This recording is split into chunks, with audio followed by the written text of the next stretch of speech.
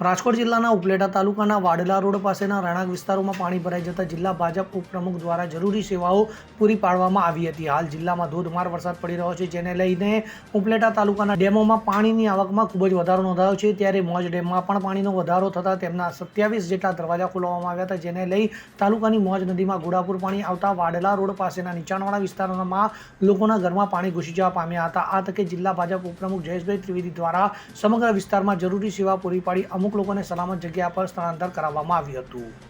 જયેશ ત્રિવેદી, જિલ્લા ભાજપ ઉપપ્રમુખ। હાલમાં ઉપલેટામાં અતિ ભારે વરસાદને કારણે મોજ નદીમાં પાણી આવી ગયું છે અને મોજ ડેમ પણ ઓવરફ્લો છે।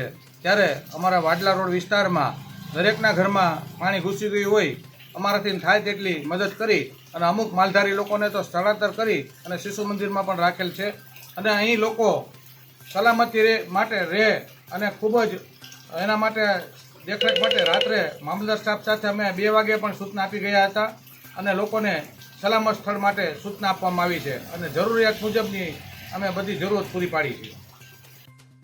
સરફરાજ કોડી સાથે CN24 ન્યૂઝ ઉપલેટા।